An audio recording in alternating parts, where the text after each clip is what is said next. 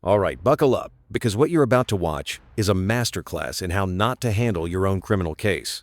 We're in the courtroom for the preliminary hearing of People versus Cameron Larry, and within the first 2 minutes, the prosecutor drops a bombshell that changes everything. Here's the setup. Cameron Larry was arrested, charged with what appears to be a domestic violence-related offense, and in an act of either extraordinary courage or extraordinary stupidity, depending on how you look at it, he was released on bond. His family, his parents, his brother, his sister, they pooled their money together, got him out. They showed up to every court date. They wrote character letters. They did everything right. Cameron? Not so much. While sitting in jail before he was even released, this man made not one, not five, but at least 38 phone calls to the alleged victim, using other inmates' PIN numbers to hide his tracks. Let that sink in. 38 calls.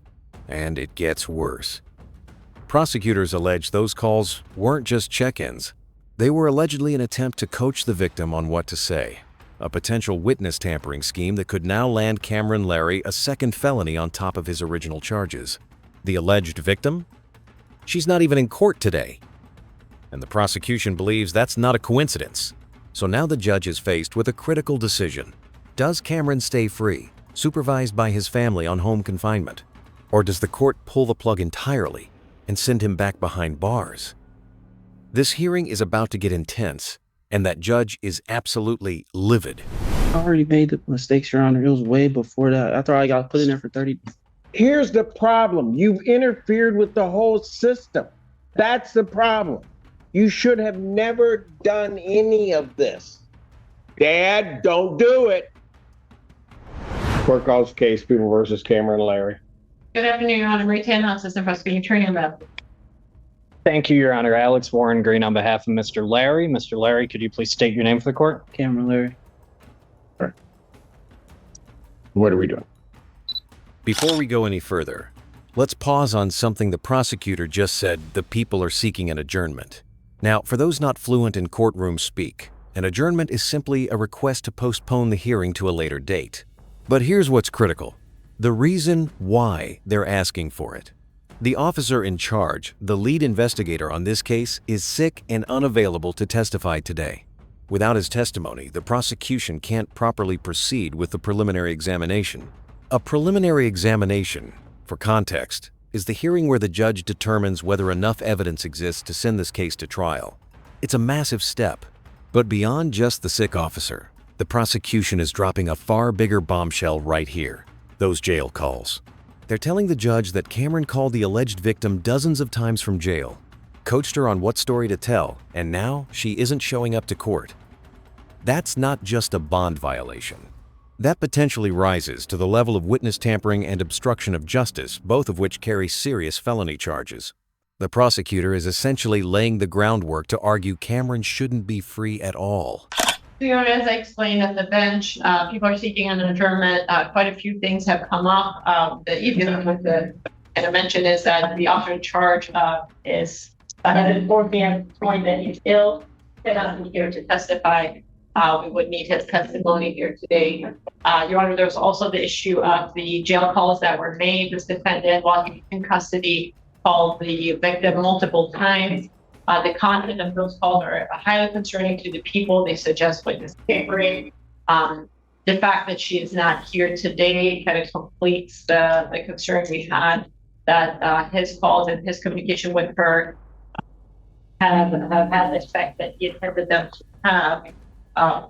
Specifically, we have concerns because he gave her a story of what to come and tell the prosecutor's office. She did comply with that, and as counsel is aware, and courts now aware, she has indicated to us what I would call a recantation, but certainly a different version of events matching what this defendant instructed her to do. There's a lot more to it, including statements he made telling people that the victim was not coming to work and so on. With all that, Your Honor, we have concerns, so we need to further look into that. Those calls were shared with the public defenders already. I resent the very specific call to defense counsel this morning.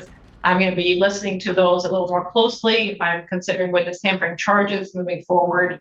And we do have concerns about this defendant being out of custody and the behavior he might have engaged in and may continue to engage in, and making sure the victim does not appear to testify against. Extraordinary. Did you catch that? The prosecutor just told the judge that the alleged victim came to the prosecutor's office and gave a different version of events, one that matched what Cameron allegedly told her to say over those jail calls. In legal terms, that's what we call a recantation, or at minimum, a materially inconsistent statement. And here's why that's so explosive. In domestic violence cases, victim recantations are unfortunately common. But when the prosecution can prove that a defendant coached the recantation using other inmates' PIN numbers no less, that transforms a potential defense strategy into outright evidence of guilt. It tells the jury, he knew what he did, and he tried to cover it up. The prosecutor is also flagging something else quietly devastating that Cameron allegedly predicted the victim wouldn't show. Think about what that implies. If he knew she wasn't coming, it suggests he didn't just hope she'd stay away, he may have actively made sure of it. The defense's decision not to object to the adjournment? Smart move. They have no ground to stand on right now. Quick question for you watching. At this point, do you think Cameron should remain free, or should the judge have already pulled the bond? Drop your answer in the comments below. We'll get to the judge's actual decision shortly. Okay. And I had an opportunity to speak with my client, Mr. Larry, and Mr. Larry Sr., who is present in court today. Miss Larry was here earlier, and both of his parents really have been calling off work, making every effort to be at all of their son's court dates. I recall that the last time he was here, they were here. I recall that. Okay. And in addition to that, I know back on April 27th, Miss Larry wrote a character letter to the court, which I know the court can't consider at this juncture. However, that was sent to counsel, and I reviewed that. And Miss Larry speaks highly of her son. And I think, you know, insofar as Mr. Larry's at a fork in the road, they are committed to make sure he takes the right path and comes out of this continuing the positive work he was doing before arrest in this case. And I would note that this is Mr. Larry's first interaction with the criminal justice system as far as I can see on his criminal history. When he was released from custody after spending about 30 days in jail, he was placed on home confinement and lives at home with both of his parents. During the time he was in custody, you know, he had to deal with the consequences of being in custody, which included losing his job. His parents want him to get a new job, and I talked to Mr. Larry about essentially scheduling an interview, talking to his tether agent, and seeing if there can be an accommodation made for him to go and do an interview, which I know, you know, if that needs to be done by stipulation or order, I know it's something that has been accommodated in the past. Mr. Larry's enrolling in school. He's Washtenaw County Community College for either CDL, HVAC licensure, but he's trying to get higher education. And I think since he's been out on home confinement, he's certainly not been violating the court's orders. Well, but the problem is I don't know that. That's my great difficulty. When I talked to Mr. Larry's parents, I was very specific about what the court's orders are, including no contact and what no contact means. They ensured me that they're not going to let it happen under their roof. And as far as he's on home confinement, I mean, what they relayed to me is essentially the court's home confinement tether at this point is he'd be on home confinement anyway. They're making sure that he's staying on the right path. They don't want him to end up in jail or, you know, at the end of this case. Defense attorney Alex Warren Green is doing exactly what a good defense lawyer should do, leaning hard into the sympathetic facts. And honestly, there are sympathetic facts here. Cameron is a first-time offender. His parents are present, engaged, and clearly devastated. His mom wrote a character letter. He's enrolled in community college, trying to get a CDL or an HVAC license. He lost his job while in custody. On paper, this is a young man with a support system and potential. But here's the problem, and the judge is about to make this crystal clear. None of that backstory changes what Cameron allegedly did while out on bond. The defense keeps pointing to the parents as a safeguard, but the prosecution already proved that safeguards didn't stop him the first time. He wasn't doing this from a secret apartment or an unknown location. He was allegedly tampering with a witness using other inmates' PIN numbers from inside a jail, surrounded by guards and surveillance. If someone is determined enough to route around an entire detention center's monitoring system, are two loving parents and a home confinement tether really going to stop him? The judge clearly doesn't think so. And we're about to find out just how furious this court actually is. My difficulty is that I believe that his parents have all the best intentions of the world and are probably the most disappointed by all of this. But I myself am very disappointed when I find as I told you, counsel at the bench, I gave him a huge break the last time in letting him out, knowing that there were phone calls. That's come back in certain respects to bite me because I now know that these weren't just, not to minimize them necessarily, but not just context to the alleged victim saying whatever. He was to manipulate the system. I don't even know what's going through his head. Scared. Well, he should be, because he's got me right now. He should be scared. Because the grand reality of it is that I can't trust you to be out. I don't know what you're doing. Understand what I have here. I let you out. I gave you the opportunity. You create some story that the no. No. Because you want to believe in him, that's fine. I want to believe in him too. I gave him an opportunity and he has messed this up and is now facing potentially another felon.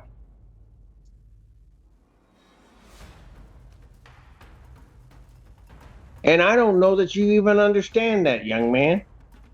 No, you don't. Why would you put yourself in a position to pick up another felon? You weren't even supposed to be communicating with this person at all. But then you communicate and you go even further to concoct some story and now and here's what you have to understand from that. From that, you concoct that story, and then I have no victim here today. She not only takes the story that you give her, communicates it to authorities, then doesn't show. Your Honor. Go ahead if you think it's advisable to say something to me, because I am livid right now. Takes me on the phone. What was she? Let's slow down here for a second, because that moment right there, that is a judge who feels personally betrayed. This isn't just procedural frustration. The judge is telling us he already knew about the phone calls before the last hearing and gave Cameron the benefit of the doubt anyway. He let him out. He took a risk. And now, sitting in front of him, is the direct consequence of that trust. The alleged victim didn't show. The case is in jeopardy, and Cameron is potentially looking at a witness tampering felony on top of everything else. That line, "I gave him an opportunity and he has messed this up," that's not a judicial statement.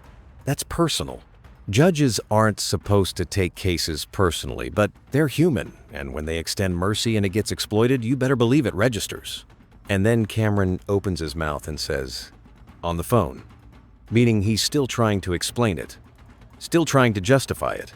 At a moment where his only play is to sit down, be quiet, and let his lawyer work, he's muttering justifications to a judge who just said the words, "I am livid."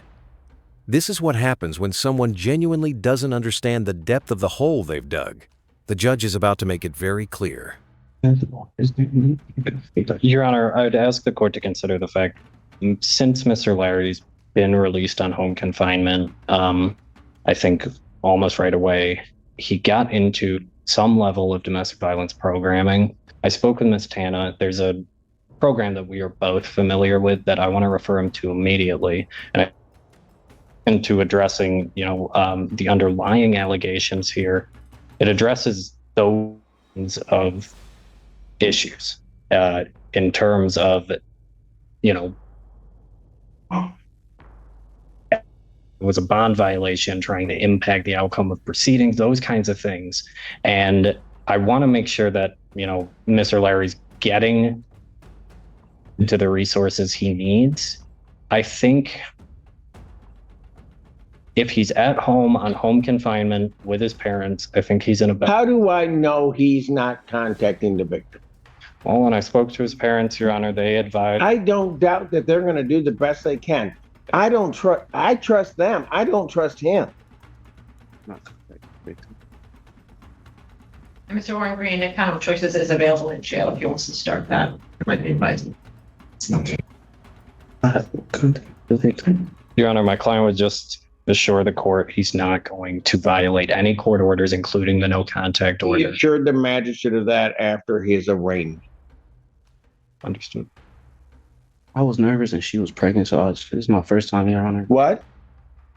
Your Honor, I think my client's expressing that it is his first interaction with the justice system. He was nervous about the ultimate outcome of this case. It's a big. What confusion do you have of do not contact this person? The defense attorney just dropped a legal concept that deserves a full breakdown forfeiture by wrongdoing. This is one of the most powerful evidentiary doctrines in the American legal system, and in domestic violence cases, it can be absolutely decisive. Here's how it works. Normally, the Sixth Amendment gives a defendant the right to confront witnesses against him, meaning the prosecution generally needs to bring a live witness into court to testify. But forfeiture by wrongdoing creates a major exception. If the defendant intentionally caused a witness to be unavailable, whether through threats, coercion, coaching, or any other misconduct, then the court can allow that witness's prior statements to be used as evidence, even without the witness present. In other words, if prosecutors can prove Cameron tampered with the victim to keep her away from court, they may be able to use her prior statements before she recanted as evidence against him. His own witness tampering would have backfired catastrophically, actually making the prosecution's case easier to prove. The defense attorney is smart to acknowledge this is on the table, but quickly trying to downplay it. The judge already knows exactly what's in play. Notice also that the judge points out DV counseling is available in jail. That's not a casual throwaway line. That's the judge telling the defense that the programming argument doesn't require Cameron to be free. And for the record, if I may, at least 38 calls were made to the victim using other inmates' pens. So being naive, that to me doesn't indicate a naive person. That is deliberately working to kind of fight the system, trying to get out of it. And I agree, trying to affect the outcome of this case. And that's exactly what we're trying to prevent. And see, it's that behavior why I can't trust you. Understand her. Because I don't have a doubt your parents are going to put everything they can possibly put in place to try to make sure you don't mess this whole thing up. But we do the same thing in the jail by giving you a PIN number. And what do? You try to circumvent and go around that whole thing. Then you try to concoct some story, and that comes back. And now you're going to potentially face another felony, as well as proceed without the victim on this case. You don't even begin to understand what the heck you've done. And if you had just stuck by the rules, we wouldn't even be in this boat. Here's the question that's been hanging over this entire hearing, and I want to know what you think. If Cameron Larry had simply followed the no contact order, stayed off the phone, and let his attorney do his job, what were his actual chances? Think about it. He's a first-time offender. He has 2 parents willing to show up to every court date, write character letters, and financially back him. He was enrolled in school, working toward a career. And domestic violence cases, this is a statistical reality, are among the most frequently dismissed or reduced charges in the American criminal justice system, in large part precisely because victims often change their stories or choose not to cooperate without any prompting at all. His attorney was already in talks with the prosecution about a resolution involving DV programming, meaning a plea deal was on the table that might have kept him out of prison entirely. Instead, by making those 38 calls, Cameron potentially handed prosecutors a second felony case that's actually stronger than the first because it's documented in recorded jail calls. He turned a difficult-to-prove domestic violence charge into a documented provable obstruction and tampering case. So here's your question. Do you think Cameron understood what he was risking? Or was this a case of someone so scared and so inexperienced with the system that they made a catastrophically bad decision without understanding the consequences? Tell us in the comments, because the judge's next words are going to be brutal. Came 30 days behind what that I did. So already mistakes were already made. I was 30 days sitting there. Your Honor, I'd ask the court to consider that the time Mr. Larry spent in custody did have an impact on him. And moving forward, if the court is gracious enough to consider continuing his bond at this point, if he's going to comply with any of the court's orders, but that's going to be a constant reminder as to what happens when he does not. And, I referenced naivety earlier. He didn't think he was going to get caught, and he did. And I think he knows at this point, and his parents well know at this point, if he's caught in violation of his bond conditions whatsoever, he's on thin ice, and it's going to land him back in jail. If it doesn't. I don't know if he cares, Mr. Warren. I really don't know if he cares. Because if he had cared, he would not have done what he did.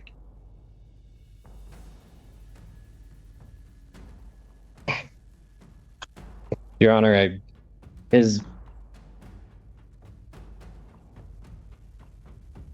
been working on himself a lot. This arrest, hopefully, in the long run, going to be the biggest turning point in his life. And that's his sentiment he's expressed to me this whole time. He's got 2 people that really care about him, that are really going to make sure that he stays on the right track if the court's gracious enough to continue his bond at this point.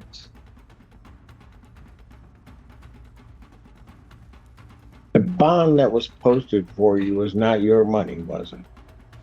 No, sir. It was your parents' money. My brother and my sister.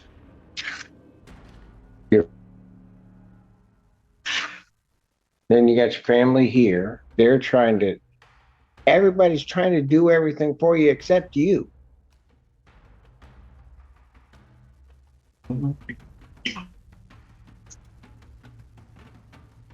Here's what the problem is, counsel. I've got to figure out, and I've got to give the people time to figure out why this victim isn't here. But until such time, do you know how long it may take people to figure out if they're going to bring additional charges against him? Your Honor, I have no problem reviewing it today. I do need the OIC to do some. So I would ask for a week. I'll adjourn the preliminary exam to May 26, 2026, 9 a.m. before me. That's in person. At this point in time, young man, you got to understand, you make your bed, you got to lie in.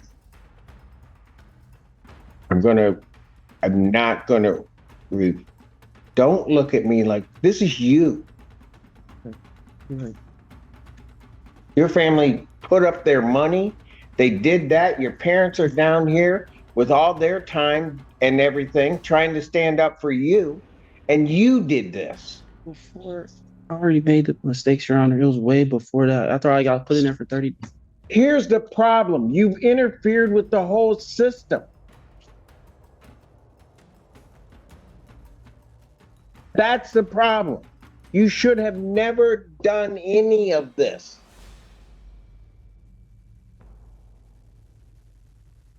Ever. So if the people would do... And there it is. Bond revoked. Defendant remanded. Cameron Larry is going back to jail. And this time, at least for now, on his own terms, because the judge made abundantly clear that if Cameron had simply followed the court's orders, none of this would have happened. Let's do a final breakdown of where this case stands and what it means. The ruling. Judge revoked Cameron Larry's bond and remanded him to custody, adjourning the preliminary hearing to the 26th of May, 2026. The court made clear it would review the possibility of release once the prosecution and the officer in charge assess whether additional charges, specifically witness tampering, will be filed. Why it matters. This case is a real-world illustration of how defendants can compound their own legal jeopardy. Cameron entered this process as a first-time offender in a domestic violence case, the kind of case where experienced defense attorneys routinely negotiate favorable outcomes. Instead, by making at least 38 documented calls to the alleged victim through borrowed PIN numbers, he potentially created a second, easier-to-prove felony, destroyed his credibility with the court, placed the victim in legal jeopardy, gave prosecutors grounds to pursue forfeiture by wrongdoing, and lost his freedom. The bigger picture. The judge's final words carry enormous weight. I've got to figure out that everybody else in this whole system is safe, not just you. That's a judge telling a defendant, and frankly, all of us, that the court's obligation runs to the entire community, not just to the individual standing before it. When someone abuses the court's mercy, it doesn't just affect them. It affects the victim, the system, and the judge's ability to extend that same trust to the next defendant who comes before them, the family. In the end, the most heartbreaking element of this hearing isn't Cameron's legal situation. It's his family. His parents skipped work. His brother and sister posted the bond. His mother wrote a character letter. They stood in that courtroom and did everything right for a son who wasn't ready to do the same for himself. If you found this case as shocking as we did, make sure to hit that like button right now. Drop your thoughts in the comments. We want to hear whether you think the judge made the right call. And subscribe so you don't miss our next courtroom breakdown. Every week we're breaking down real cases, real rulings, and the legal moments that define justice in America. We'll see you in the next one.